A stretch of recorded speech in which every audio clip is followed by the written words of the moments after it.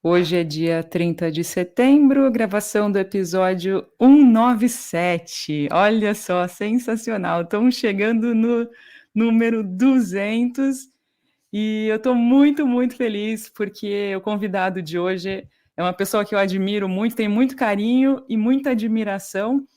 Engraçado que a vivência em Manaus me trouxe muitos amigos locais e também amigos que não eram de Manaus, que eu fui conhecer lá, como o Daniel Nunes. Querido, seja super bem-vindo ao Maré Sonora. Que alegria ouvir um pouquinho de você hoje. Alegria é toda minha, Marina. É uma honra estar aqui com você. É bacana você lembrar do nosso encontro em Manaus, um dia muito especial da minha vida no passado. E eu estou honrado porque eu adoro o Maré Sonora, sou fã. Eu ouvi muitos episódios, vários dos seus entrevistados eu conheço ou foram entrevistados por mim. Então é muito legal estar aqui. Obrigado pela oportunidade, viu? Aonde agora, Dani, exatamente? Você falou que está morando à beira-mar. Como é que é essa história? Essa é uma novidade recente da minha vida. Eu continuo morando em São Paulo, mas depois de muito adiar sair da cidade de São Paulo, eu estou morando em frente ao mar da Praia Grande, no litoral sul de São Paulo. Uau! Não é uma praia que tem o glamour de quem mora na Itália ou meus amigos que moram em Ilhabela, mas é um lugar que eu tenho uma conexão muito grande. Venho para cá, eu digo, desde antes de nascer, desde a barriga da minha mãe. E a gente tinha um apartamento aqui que era alugado antes. E aí São Paulo começou a ficar difícil para mim. E agora já faz alguns meses que eu estou feliz da vida, todos os dias trabalhando, escrevendo e olhando para o mar. Que legal, que maravilha. Eu lembro que você comentou que você estava querendo sair de São Paulo. Eu morava numa vila. Aliás, sua casa em São Paulo é uma gracinha também, aquele lugar, né? Toda vilazinha. Eu não conheço, mas eu vi imagem de você partindo para as viagens mundo afora. É muito bonitinho, né? Aquela vilazinha, uma graça E também. é um prazer a minha vida em São Paulo. Eu sempre gostei dessa coisa mais bucólica. Então, morar numa casa de vila em São Paulo permite que você se sinta meio numa cidadezinha do interior. Mas ainda assim é São Paulo, com todo o barulho, com toda a poluição, com toda aquela muvuca paulistana. É a minha cidade do coração, é onde eu nasci, eu vivi a maior parte da minha vida. Mas depois de muito adiar, agora enfim estou fora de São Paulo e morando na beira-mar. Dani, eu ia te pedir para você falar um pouquinho da sua trajetória, porque eu acho sempre mais legal pedir ao convidado falar, né? Então, fique à vontade para se apresentar, porque acho que o seu nome é super conhecido no universo do jornalismo de viagens, né? Que você é uma super referência no Brasil. E se você puder falar um pouquinho da sua trajetória, fique super à vontade, querido. Vamos lá, tentando resumir aqui, as minhas maiores paixões na vida são viajar e escrever, né, contar histórias, e eu tenho norteado a minha vida por essas paixões. Eu comecei a trabalhar muito cedo com viagens e com jornalismo, desde que eu fiz minha primeira viagem de acampamento com amigos aos 16 anos, na época do colégio. Eu nunca mais quis parar de viajar. Primeiro eu fui fazer um curso de guia para ser excursão, para ser guia de excursão, e aí adorei, cheguei a guiar grupos por um tempo ali, 17, 18 anos, bem novinho, mas aí eu comecei a trabalhar cedo também, aos 16, eu já sabia que queria trabalhar com ou comunicação ou viagens, e foi a partir do meu contato com o jornalismo que eu entendi que eu poderia ser um jornalista que viajaria bastante pelo mundo. Então, desde os 19 anos, eu escrevo, comecei escrevendo sobre viagens, já fiz muita coisa diferente no jornalismo, passei pelos principais, posso dizer que por alguns dos principais veículos de comunicação do Brasil, e tenho trabalhado unindo essas duas paixões desde então. Então, já são mais de 30 anos aí viajando, escrevendo, e nessa minha trajetória, em especial, escrevendo para veículos jornalísticos, então desde National Geographic, a nossa saudosa revista Caminhos da Terra, Guias Ah, Quatro Rodas, também saudosos, trabalhei com revistas de bordo, e aí, nos últimos 10 anos, em especial, com toda a revolução que o mundo digital trouxe para as vidas, eu passei a produzir cada vez mais conteúdo para marcas, e essas marcas, volta e meia, são ligadas ao universo do turismo. Mas eu não gosto de dizer que eu sou apenas um jornalista que escrevo bastante sobre viagens. Eu sou um viajante e escritor, mas eu também escrevo sobre natureza, escrevo sobre esportes, especialmente esportes de risco. Eu trabalhei por muitos anos da minha vida com mobilismo, meu passado remoto, no meu início da minha carreira na Quatro Rodas, e depois comecei a trabalhar com natureza, e essas são minhas paixões, né? Por isso estar vivendo a beira-mar agora, por isso nortear essas minhas viagens, né? Já são mais de 30 anos, já tive mais de 50 países, com certeza. Então, é muito legal estar podendo ter esse privilégio, né? Desafiador, mas é um privilégio trabalhar com aquilo que eu gosto. Uma coisa que eu fiquei com vontade de te perguntar, Dani, é em relação ao seu preparo, né? Porque a nossa pauta de hoje, pauta para quem não conhece o jargão jornalístico, é o nosso assunto, né? A nossa temática principal da nossa conversa de hoje é falar sobre suas recentes viagens, né? Ilhas Faroé ou então Groenlândia, que depois eu tenho uma curiosidade que estava vendo Groenlândia, Gronelândia, que história é essa? Como assim, né? Fiquei a vida inteira pensando que fosse Groenlândia. Quando eu vi um Groenlândia, eu falei, nossa, né? Mas enfim, suas trips para lá, me deu vontade de perguntar como é que você se prepara para essas viagens? Você é o tipo da pessoa que prefere ir cru e absorver quando você está lá, ou você tem um super preparo antes? Eu costumo dizer que eu me preparo como os artistas se preparam. É um pouco pretensioso isso, mas alguns dos meus vizinhos de longa data nessa vila que você conheceu aí, da Barra Funda, em São Paulo, que hoje são meus sócios num sítio que eu tenho um sítio coletivo no interior de São Paulo, em Juquitiba, com mais 7 amigos. E boa parte desses amigos, eles são artistas, especialmente trabalham com teatro e música. Então, esses mais de 10 anos de convívio muito próximo com eles me ajudou a incorporar um jeito de me preparar, que é como os artistas se preparam, que é, inicialmente, eu faço uma pesquisa mesmo, eu faço uma imersão, e essa imersão não é apenas ler outras reportagens, mas eu gosto de ouvir música do lugar, eu gosto de, claro, se eu puder, ler livros, ver filmes, mas é como se eu começasse a viagem bem antes para fazer uma imersão real mesmo. E esse processo criativo de, primeiro, um mergulho nesse universo antes, ele avança até depois do projeto ou da viagem, sabe, Marina? Quando eu volto, eu tenho aqui já as minhas playlists, eu já fiz um monte de contatos com gente bacana que me apresentaram normalmente filme, documentário, série, coisas podcast, né, que é um vício que eu tenho. E aí eu continuo me alimentando dessa forma inspiradora para poder chegar finalmente no auge, digamos assim, né, que é o momento mais esperado e também o mais desafiador, que é escrever sobre o lugar. Então, eu acabei de passar o fim de semana, que eu estava atrasado com a entrega, escrevendo meu texto sobre as Ilhas Faroé.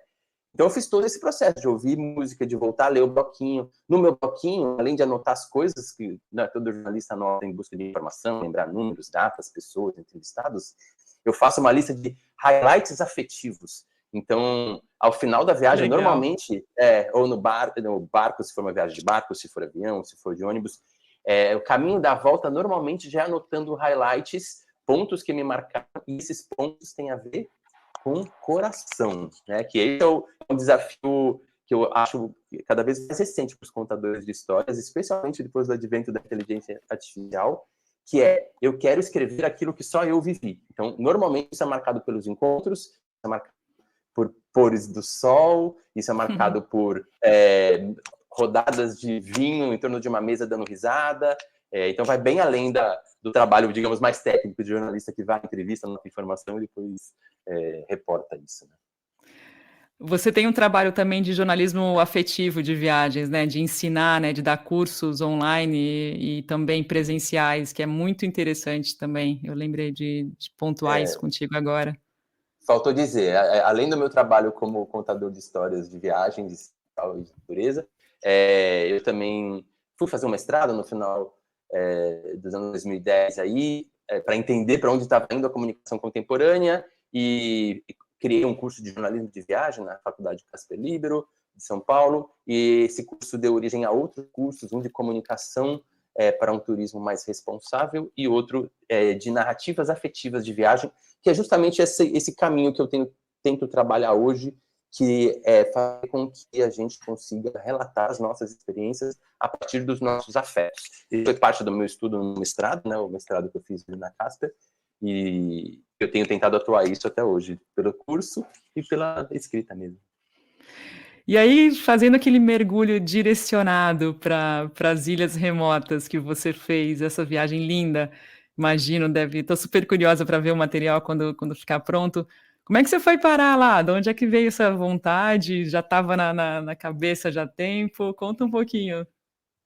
Essa paixão pelas viagens, que eu sei que você compartilha, né, e boa parte das pessoas que vão ouvir a gente, me norteia. Quando termina um ano da minha vida, eu anoto quais os destinos que eu quero colocar como objetivo do ano seguinte. Já tinha uns 2 anos que o Ártico estava crescendo nesse meu universo de desejo, né? Começo desejando, projetando, aí planejando. E começou... Bom, a partir do meu desejo de voltar para lá, né, eu tinha ido para as altas latitudes antes, em 2019, pré-pandemia, eu tinha ido para Tromsø, no norte da Noruega, para caçar a aurora boreal, para um trabalho para Borealis Expedições, que é a principal operadora do Brasil especializado em viagens para o Ártico, para aquelas altas latitudes do planeta, especialmente para ver a aurora boreal. Tinha feito essa viagem, fiquei doido com a neve, com a aurora. Eu já tinha ido para a Islândia 2 vezes, já tinha ficado doido para aquela região. Como você sabe, já fui para a Antártica, né? Essa foi uma das nossas conexões, quando a gente se conheceu em Manaus, teremos sido os 2 jornalistas que conheciam a Antártica. Então, já tenho esse prazer pelo universo do polar, das histórias das explorações polares e pelo ambiente frio, de neve, de gelo. E aí, eu conheci, de propósito, o pessoal do turismo da Groenlândia. Eu faço parte da Adventure Travel Trade Association, que é a Associação Mundial de Turismo de Aventura. E a gente tem alguns encontros, eu fui num desses encontros, e conheci o pessoal do escritório da Groenlândia e falei, gente, eu quero ir para o país de vocês, vamos tentar viabilizar. E aí, a gente começou uma paquera, e aí, para viabilizar isso, então eles me convidaram para conhecer o país numa pequena press trip de 5 jornalistas que ia acontecer esse ano. Press trip, para quem não é do meio, são viagens que os jornalistas são convidados para conhecer um destino. E aí, para viabilizar isso, né, além de achar lugares para publicar essa matéria, eu tento ver que outras empresas podem ter interesse nisso. Eu conectei a Borealis, que eu sei que estava em busca de conteúdo sobre essa região, e aí foi a partir dessas parcerias que depois a gente incorporou as Ilhas Faroé no roteiro, e aí eu fui fazer uma viagem de 20 e poucos dias que juntou Groenlândia e Ilhas Faroé, de onde eu voltei faz poucos meses, e voltei, claro, apaixonado. Né? Que legal, guarda esses pensamentos aí para depois, não vai queimar conteúdo agora, calma aí, nem vem para antecipar os finalmente, pô. Eu estava vendo umas coisas super curiosas em relação ao nome, né, Groenlândia ou Groenlândia e também Ilhas Faroé, a origem, né? Você viu aquela história das ovelhas, Ilha das Ovelhas e também Ilha Verde? É um barato isso, né? Eu acho mais irônico de ser Greenland, né, o nome em inglês, é que o nome correto deveria ser Whiteland, porque é uma ilha totalmente branca. 80% dessa gigantesca ilha do extremo norte é formada de gelo. E ela nunca foi green de verdade. Aliás, ela está finalmente ficando green mais recentemente em função do derretimento do gelo. Então, finalmente, eles começam a ser mais verde. Mas, por muito tempo, aquilo foi uma ilha branca. E quando eu fui investigar a história, tem a ver com os primeiros vikings que chegam lá. Acho que é Eric the Red. Ele pega para seduzir outros vikings a irem para a ilha. Ele diz que é uma ilha verde, mas era uma mentira, na verdade. Né? Não era verde coisa nenhuma. Talvez já tenha sido um pouco mais verde em tempos anteriores, mas seguramente não é um lugar verde. Isso no caso da Groenlândia, e no caso das Ilhas Faroé, é isso. No feroês, na língua local, significa Ilha das Ovelhas. E eles têm uma população, até hoje, maior de ovelhas do que de humanos. O número recente seria 70 mil ovelhas, 50 mil habitantes do país, né, das Ilhas Faroé, que, aliás, é mais ou menos o mesmo tamanho da população da Groenlândia. Cada um deles tem cerca de 50 mil habitantes. Nada, né? Tem pouca gente. E você viu aquela história que eles fizeram o mapeamento do Google Street View com ovelhas? Colocaram. É muito engraçado. Se você puder pontuar, dei tanta risada, achei uma gracinha, mas é um barato a criatividade, né, dos É caras, muito poxa. legal. Foi uma das formas que me deu vontade de conhecer as Ilhas Faroé. Eles são muito pequenos, tanto as Ilhas Faroé quanto a Groenlândia são territórios autônomos, mas ainda dependentes, né, ainda vinculados à coroa dinamarquesa. Pouca gente visita esses dois países, e as Ilhas Faroé, a população, essa pequena população de 50 mil habitantes, queria ter a possibilidade de usar o Google Street View. E o Google não tinha colocado essa ferramenta nessa pequena ilha remota, no meio do Atlântico Norte, ali entre Groenlândia, Noruega, Islândia. E aí eles pegam, começa com uma menina, e depois acaba virando uma campanha, que é Google, coloca a gente no Google Street View. Aí, como eles fizeram, como tem muitas ovelhas, amarraram a câmera em algumas ovelhas e saíram mostrando que era possível, sim, mapear. E aí, claro, depois disso, viralizar, porque foi uma baita sacada, acabou virando uma campanha de turismo do país, e o Google disponibilizou. Hoje a gente consegue usar o Google Street View nas Ilhas Faroé. Quem quiser ver esse material é muito engraçado. Acho que tem uma matéria no G1 sobre isso. Daí você vê todas as ovelhinhas com painel solar também, para dar mais autonomia na captação de imagem. É muito legal. Achei um Eu acho barato. que em inglês tem que procurar em inglês procura-se por Google Street View. Acho que é isso. 360. Exato. Google Street View, exatamente. E eu vi que você fazia um relato no Instagram, depois eu coloco o link do seu perfil para quem quiser acompanhar mais. Você colocava, né, cenas que você só vê aqui nas Ilhas Faro. O que você pode compartilhar, Dani? Te chamou a atenção, assim, falando primeiro da primeira parte da tua viagem, que foi lá para as Ilhas Faro e depois para a Groenlândia. Mar, o que eu posso dizer é que as Ilhas Faroé passaram a ser o lugar que eu vi mais paisagens espetaculares num espaço reduzido de tempo e de espaço na minha vida. É muito, muito, muito cênico. É um turismo de paisagens. Desde a hora que você chega no aeroportinho de Vágar, são 18 ilhas, né? O arquipélago. Quando você pousa, você já começa no caminho para Tórshavn, o Tórshavn, que é o nome da capital, você já começa a ver paisagens lindas, e essas paisagens são feitas, em geral, por montanhas de rochas vulcânicas, não muito altas, 200 metros de altura, são baixas, mas elas formam muitos fiordes, e nesses fiordes você vê os braços de mar, tem alguns lagos, e é muito comum, como o lugar é muito pequenininho, que as comunidades estejam de frente para o mar. Então, são vários povoadinhos pequenos mesmo, que moram 12 pessoas, 50 pessoas. É sempre muito pequeno. E esses povoados costumam ter, primeiro, muitas casinhas coloridas, mas uma peculiaridade que eu só vi lá é que várias delas são cobertas por aqueles telhados de grama, o teto verde, né, que a gente chama. É a coisa mais linda do mundo. Você já chega num cenário que parece de contos de fadas, porque casinhas coloridas, telhados gramados, ovelhas pastando, normalmente na beira do abismo, com aquele mar fantástico à frente, e aí começam as coisas que eu só vi lá, né, além das casinhas de telhado verde. Eu até tinha visto na Islândia, mas na Islândia é uma coisa do passado, e hoje as pessoas ainda moram em casas tradicionais. Tem 2 dúzias delas só no centrinho de Tórshavn, da capital. Aí, entre as coisas que eu só vi lá, tem cachoeiras que desaguam no mar. Isso não é muito raro? Você já viu muito disso? Que já viajou bastante? Não é comum, né? Não, na Nova Zelândia rola umas no topo da montanha, assim, que você só vê se você estiver sobrevoando, assim, mas é uns laguinhos no topo da montanha e no sul da Nova Zelândia, naquela área dos fiordes lá também. É surreal, assim, parece negócio de pintura. É só lá mesmo também.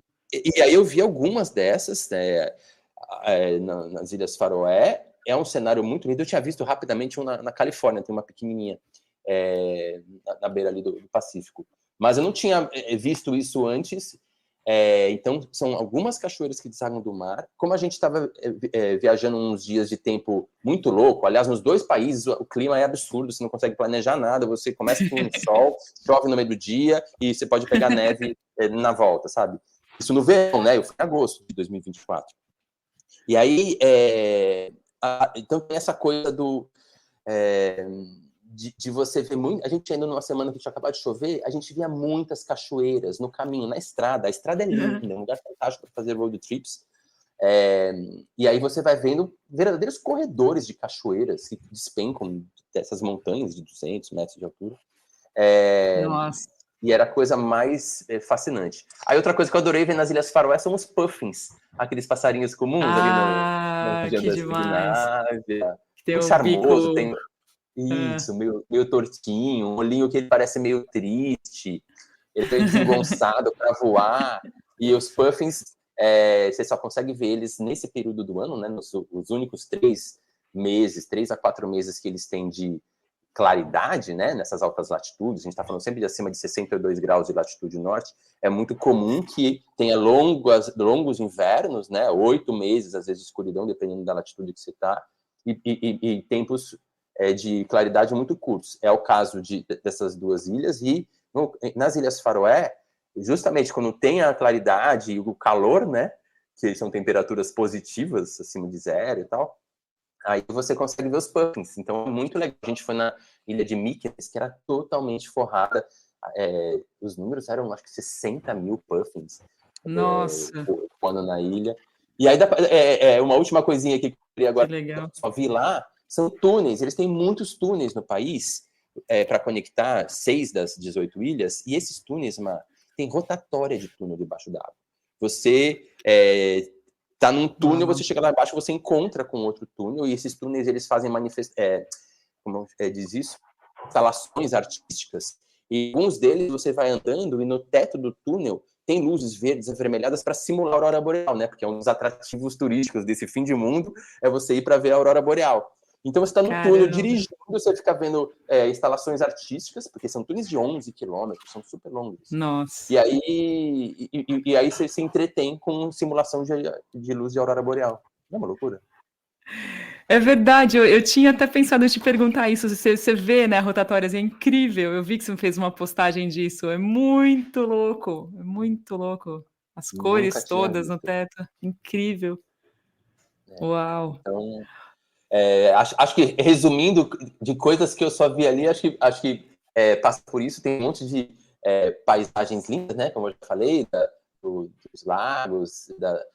E tem o Lago Flutuante, né? Que é uma coisa super linda. Eu não vou conseguir soletrar o nome, porque é um nome muito complexo. As palavras em feroês é uma língua muito doida. Mas uma das caminhadas que a gente fez foi para conhecer o tal do Lago Flutuante.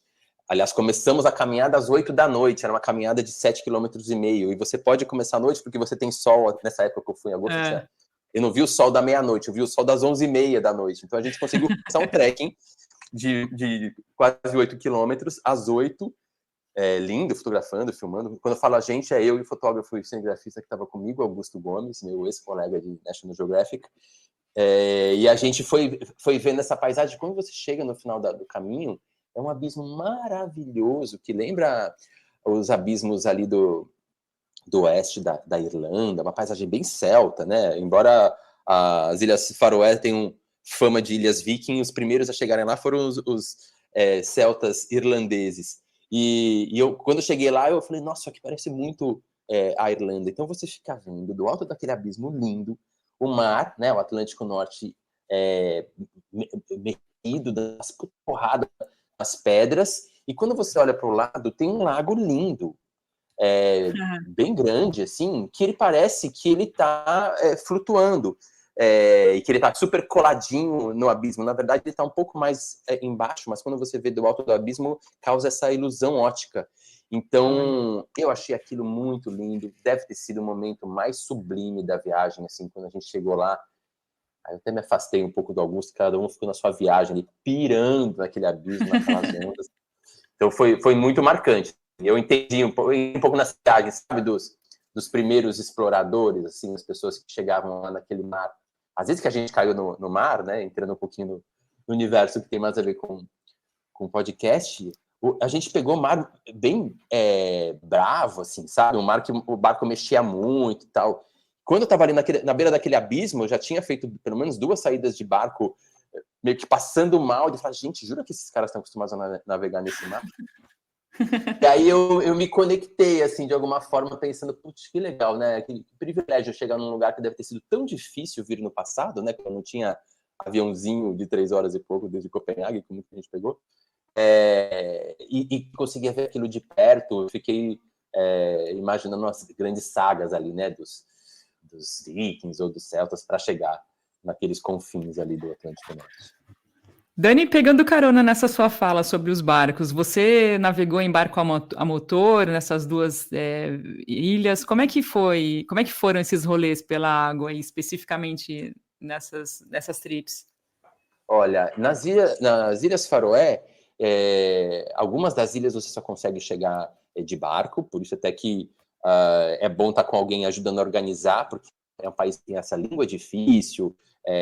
Nesse caso, eu estava muito bem, porque a Borealis tinha cuidado de tudo, mas basicamente, para alguns lugares você só chega de barco, e eu tive que pegar o barco tanto para ir para essa ilha de Mykines, que é a ilha lotada de puffins que eu te contei, e eles têm uma espécie de ancoradouro natural formado por um pequeno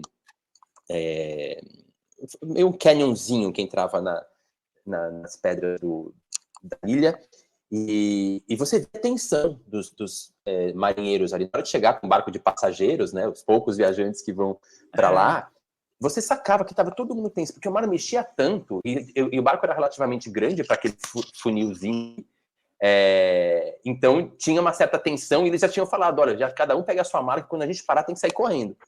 Então tinha uma certa tensão ali. E o caminho, eu passei por um lugar, que foi o lugar do outro passeio de barco.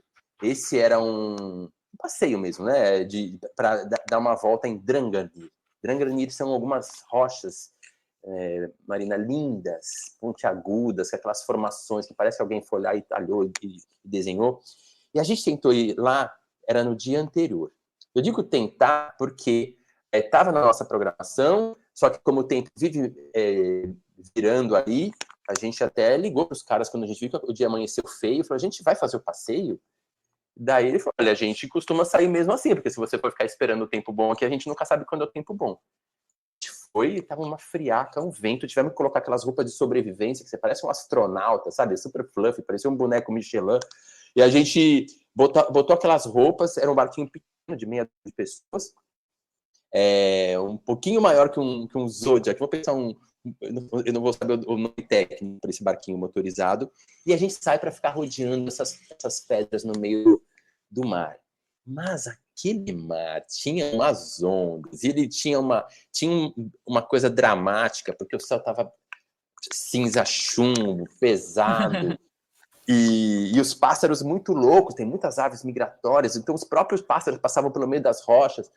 E eu confesso que eu achei aquilo maravilhoso, mas eu achei bem assustador. E eu não sou um marinheiro como muitos dos ouvintes aqui. As minhas saídas com mais frequência para mergulho é meio que uma vez a cada ano ou dois, quando eu vou para algum lugar bacana para mergulhar, porque eu adoro mergulhar. Mas para mim, aquilo tinha uma certa tensão, assim, que eu falava, gente, juro que tá tudo sob controle. E o marinheiro devia ter, tipo, 23 anos de idade, assim, o filho do dono da empresa, absolutamente tranquilo, passeando com a gente por ali. O fotógrafo, né, o cinegrafista, o Augusto, estava relativamente tenso, porque ele não conseguia filmar e fotografar nada, e a gente tendo que fazer matéria. E ele mal tirava a câmera do negócio, praticamente só usou... enfim, só usamos celular ali e tal. Aí, de novo, eu tive essa consciência de como é dramático navegar por ali.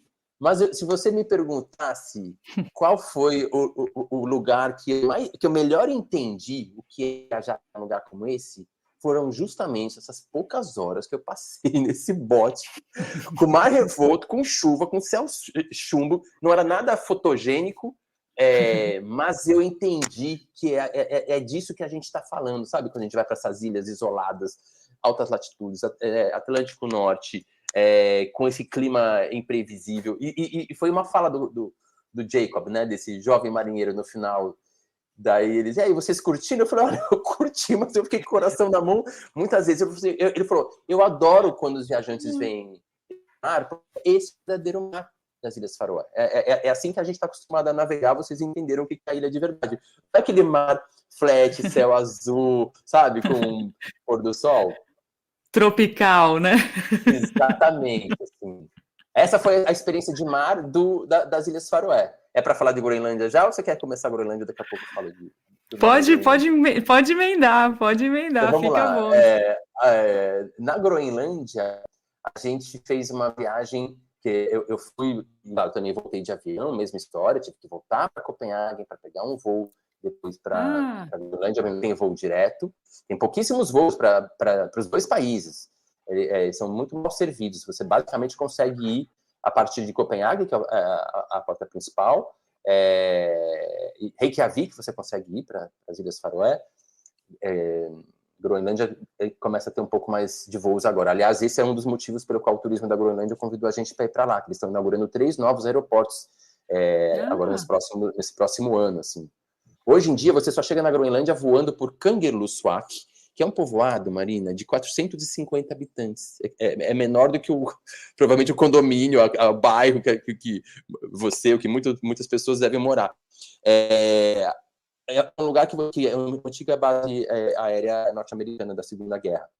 Então, eu fui e voltei de avião, então eu não fiz uma viagem de navegação como Tamara Klink, por exemplo, que estava lá ao mesmo tempo que eu. Inclusive, entrevistei ela esses dias para a matéria. Tamara foi lá, acabou de passar a invernagem, disse que hoje ela mora na Groenlândia, ela só vai vir para o Brasil para passear, mas ela conseguiu entender o que é a Groenlândia navegando. Quem acompanha ela nas redes deve ter visto um pouquinho. Então, eu fiz algumas saídas de barco, a maior parte das coisas que eu fiz eu estava em terra firme, e a gente fez algumas dessas saídas, e aí é outra realidade. Eu peguei um tempo melhor também na Groenlândia, preciso confessar, que acho que por isso que eu estou com essa visão do mar da Groenlândia mais amigável. Mas a coisa mais linda é a gente navegar naquele tanto de icebergs, que eles têm muitos icebergs, cada vez mais icebergs. Esse é quase um problema da Groenlândia. Aliás, quase não, este é o grande atrativo da Groenlândia hoje, é você ir ver o fim do mundo, né? Você vê como está acontecendo de forma acelerada o aquecimento global, o derretimento da calota polar, dos glaciares, das geleiras e dos icebergs. Então, eu vi mais icebergs ali, especialmente de um tamanho relativamente pequeno, vai do tamanho de um ônibus, do tamanho de do que eu tinha visto na Antártica, os icebergs flutuando. Mas eles viram a coisa mais linda do mundo, por vezes ameaçadora. Então, os barcos saem, tem gente que faz isso em veleiro, eu saí num barco a motor, para ver os icebergs, às vezes se aproximar com cuidado e tal. E a outra coisa que é incrível dizer que é uma rotina isso, mas as baleias. Então, a gente viu muita baleia, mink, jubarte, navegando calmamente entre os icebergs. E ali sim a gente viu o céu de brigadeiro, bem azul, esses dias também que não acabavam, né? Tinha 2, 3 horinhas de pseudo-escuridão ali em agosto. Então, foi muito lindo navegar por ali. A gente até pegou um mar um pouco mais animado, digamos assim, quando a gente navegou umas 4 horas para ir entre Ilulissat, que vamos chamar de capital turística, se é que isso existe na Groenlândia. É o lugar onde tem mais viajantes, ela é a terceira maior cidade da Groenlândia. Eu não conhecia as outras 2, a capital Nuuk, inclusive é uma das que vai receber aeroporto a partir de agora. E Ilulissat é a terceira maior cidade do país, e lá onde tem mais passeios, mais estrutura organizada para viajantes, para você poder fazer isso, pegar barco e ficar navegando entre icebergs, veleias, e visitando alguns desses outros povoados, muito parecidos com o das Ilhas Faroé, de alguma forma, que também são pequenos povoamentos na beira d'água, e casinhas coloridas. Uma dessas viagens, foram umas 3, 4 horas de navegação, a gente foi entre Ilulissat e Eki, ou Eki, como eles dizem, a gente escreve EQI, e ali tinha uma das maiores geleiras, e a gente pegou, era um ferry, e a gente pegou um mar mais agitado, mas como o tempo estava mais amigável, assim, não foi tão dramático, mas a coisa mais linda é que a gente via, por exemplo, o cenário ali as cachoeiras também caíam no mar, mas eram as cachoeiras ou do glaciar ou do próprio iceberg fazendo cachoeira, porque eles estão derretendo o tempo inteiro, especialmente no verão. Então é muito lindo, assim. Aliás, a experiência estética é sublime. Ir para a Groenlândia é ver gelo nas suas mais diferentes manifestações. Nessa ida para Aec, a gente viu isso de vários jeitos, ia driblando os icebergs, e lá a gente conseguiu, inclusive, dormir diante da geleira, que foi a coisa mais linda, ouvindo ela desmoronar a noite inteira. A cor, né, Dani, que você consegue ver a profundidade do iceberg, você vai vendo aquele tom turquesa, né, aquele verdinho, é muito lindo, né? Muito Nossa. lindo. Faz bem para os olhos, né? Essa coisa quando a gente fala de Paris, esse mar azulzinho, você viu bastante isso navegando por aí, eu digo que faz bem para a alma, você que só quer ficar vendo aquilo. E ali é diferente, porque normalmente a gente está acostumado a falar de quão idílico é ver um mar turquesa nas paisagens caribenhas, vamos dizer, né? Na Polinésia, lugares mais quentes. E ali não, né? A gente estava num lugar super frio e vendo essa cor linda da turquesa dos icebergs flutuando, muito, muito especial. E fala um pouquinho dessa explicação aí do termo, porque te confesso que a minha ignorância, quando eu vi a Tamara, ou quando eu vi a Marina, depois eu vi você, eu falei, por que eles estão falando Groenlândia? Tem esse N aí, afinal de contas? Você sempre conhecia a Groenlândia com esses 3 nomes que são aceitos em português, Dani? Eu acredito que sim. O que mais me chamou a atenção quando fui fazer o texto era ser green, né? Porque eu falava, por que green? Tem que chamar White Island. Mas eu creio que sim. Eu li e já esqueci. Como o green virou groen pra gente, né? Mas o nome que as pessoas mais usam a língua do colonizador é essa, né? Aliás, se você for ver no mapa, ó, tem um famoso atrás de mim aqui. O nome real da Groenlândia é Kalalit Nunaat, o nome inuit. Nossa. Então, aliás, isso é uma coisa muito legal que tem falado lá, como em vários lugares do mundo, né, com toda essa onda de decolonialismo, as pessoas querendo que os nomes sejam chamados pelo nome original. Então, Ilha de Páscoa, os Rapanui chamam de Rapanui. E quando você fala com descendente inuit na Groenlândia, conheci alguns muito legais, guias e tal, eles não se referem chamando de Greenland, eles chamam desse... como é? Kalalit Nunaat. Olha... Alô? É isso, tô aqui. E aí, o lance da... Uma coisa que foi bacana de ter contato lá na Groenlândia, falando um pouquinho mais do país, foi essa relação com as pessoas, né? Porque você está num lugar tão isolado, né?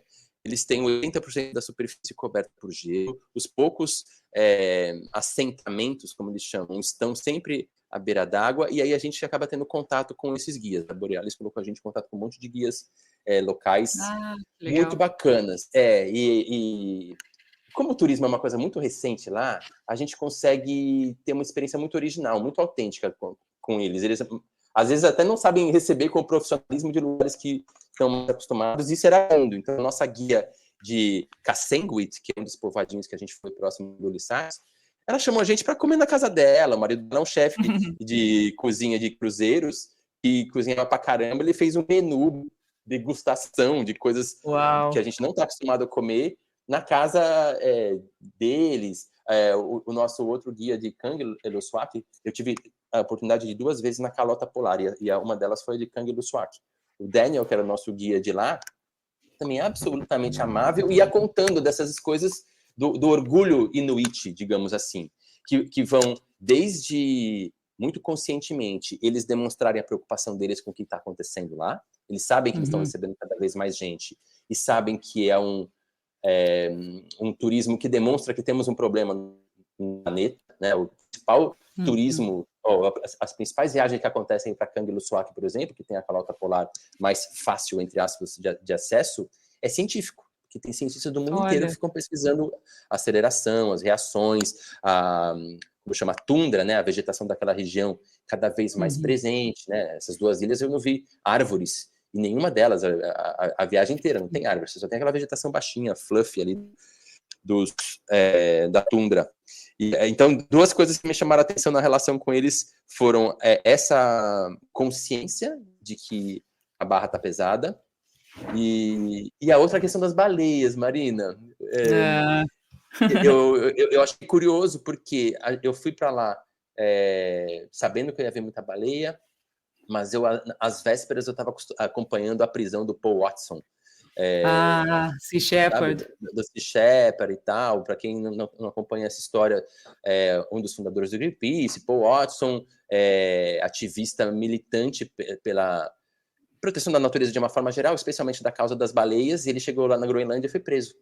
E aí eu tinha, inclusive, me manifestado, libertem Free Paul Watson e tal. E quando eu entrei nesse assunto, nos dois países, é um assunto delicadíssimo. E foi muito esclarecedor para mim, porque eles, quando conversam, né, eu esperei ter alguma intimidade para entrar nesse assunto, que eu sabia que era delicado, eles fazem questão de dizer que isso é cultural. Eles, até hoje, eles vivem da caça, né? Mais de 90% da comida da Groenlândia vem da Dinamarca, né? Especialmente de Copenhague. E eles falam, a gente caça não só a baleia, mas o musk ox, que é uma espécie de bisão, os veados, os bichos que eles caçam lá, porque é parte da cultura. Os passeios de fim de semana dos casais de namorados, dos nossos guias, das mulheres, é ir caçar. A gente foi lá caçar, caçamos 3 veados. E a baleia faz parte disso, e quando a gente fala, pô, mas e aí?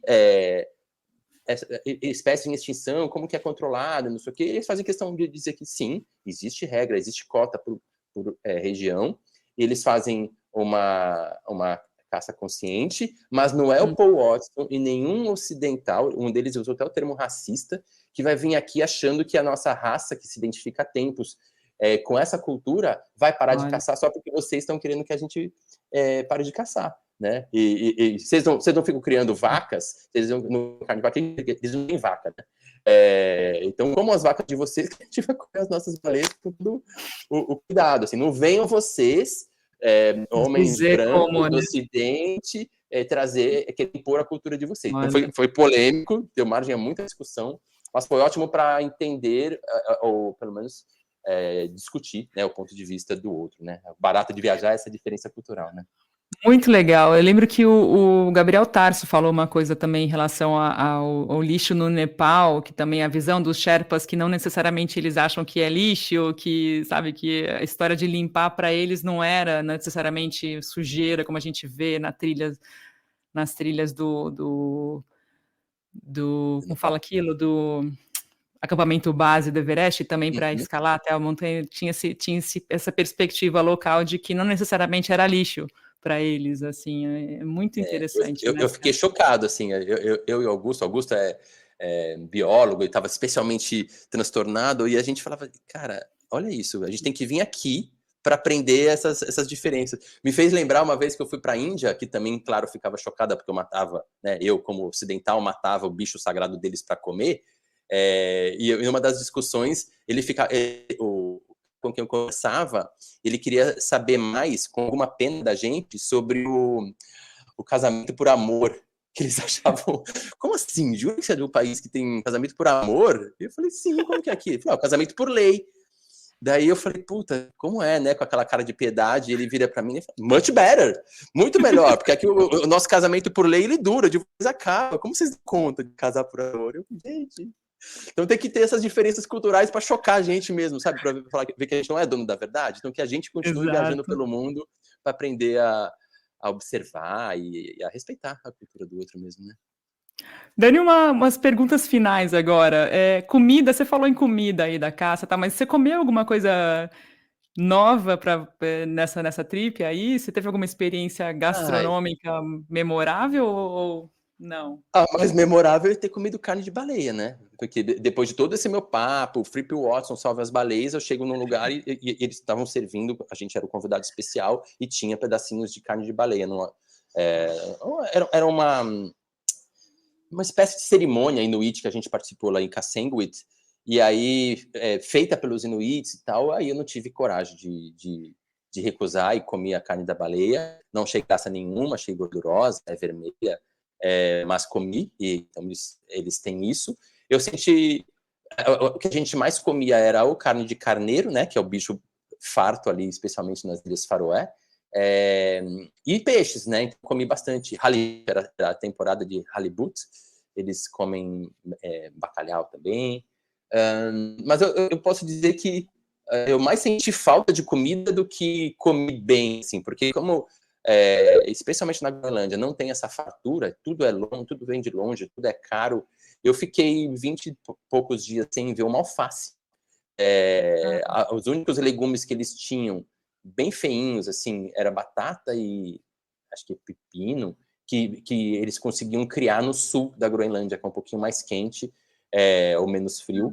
Mas o resto vem tudo de fora, então é um lugar que você come muito pouca comida saborosa. Não dá para você dizer que você tem uma comida típica. São os pratos ali, talvez, de carneiro, acho que especialmente nas Ilhas Faroé. Mas como eu gosto de peixe eu como numa boa, então fiquei feliz ali comendo halibut quase todo santo dia. E você faz, quando você cria conteúdo, quando você produz conteúdo, você não se limita a um meio de comunicação, geralmente isso repercute em vários, né? Internacionalmente também. Onde é que a gente pode esperar de ver esse material? Dá um pouco um spoiler aí, Dani, o que vem de publicação? Vamos lá, as Ilhas Faroé, que é o que eu fiz esse fim de semana. Estou entregando daqui a pouquinho, que eu vou reler o texto agora. Eu gosto de reler no dia seguinte para ver se não ficou nenhuma bobagem. Essa vai sair na revista Unquiet. A revista Unquiet é uma revista de turismo relativamente nova no Brasil, acho que vai fazer 3 anos. Ilhas Faroé sai na Unquiet. A Groenlândia, eu ainda não sei onde vai sair, eu estou em negociações. Se alguém estiver me ouvindo e quiser publicar uma matéria da Groenlândia, é só me contatar. Mas isso falando especificamente de veículo jornalístico impresso, que é a minha especialidade, ou escrito, digamos assim, né? Publico para sites também e tal. Mas vai ter, o filé vai sair nas plataformas da Borealis. A gente vai produzir 2 webséries, uma de Ilhas Faroé e outra de Borealis. Pelo menos deve ter uns 4 vídeos aí de cada uma delas. E é o que eu fiz também, na viagem de Tromsø para caçar a Aurora Boreal. Quem for procurar lá no site da Borealis vai ver eu apresentando as diferentes experiências. Então essa é uma novidade, inclusive, de mercado, né? A gente vive falando, mas não tem mais revistas, morreram as boas revistas. As boas histórias estão sendo contadas nas plataformas das marcas que entenderam o valor desse conteúdo, especialmente exclusivo, autoral. Então, na rádio, né, na Nova Brasil FM, onde eu tenho minha coluna, eu já falei um pouquinho, devo falar um pouco daqui a algum tempo. Disparado, mas é isso, para ver os vídeos, especialmente na Borealis, e publicações. Quem quiser acompanhar meu Instagram vai saber onde vai sair mais coisas, especialmente de Groenlândia, que é um mistério para mim. Eu vou colocar, tá um chiado aqui no microfone, deixa eu só fazer um ajuste aqui que não tá legal. Peraí, parou?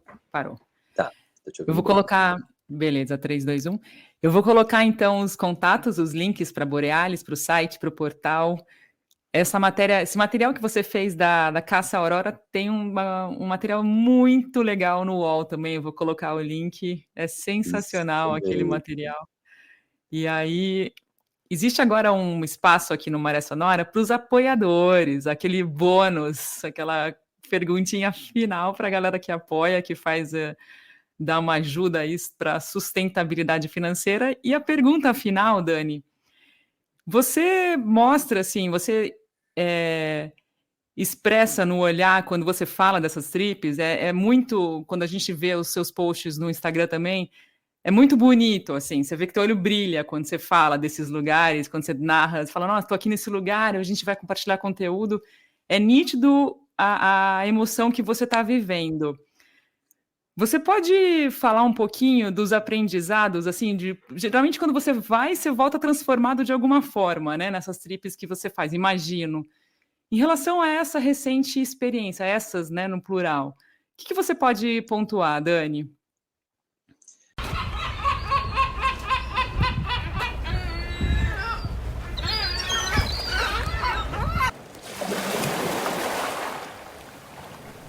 Muito obrigada a você que chegou até aqui em mais um episódio do podcast Maré Sonora. E quem quiser conferir tudo até o final, existem 3 possibilidades. A primeira é fazer uma contribuição pontual pela chave Pix, podcastmarésonora@gmail.com. A partir de R$1, isso mesmo, menos que um cafezinho, você confere esse programa completo.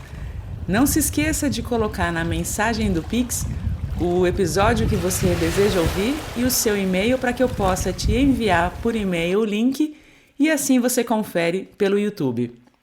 Outras formas de participar é sendo um assinante do canal. Por um valor muito baixo, você confere todos os episódios já lançados e os próximos antecipadamente. Você pode escolher entre assinar pelo YouTube diretamente ou então no Apoia-se.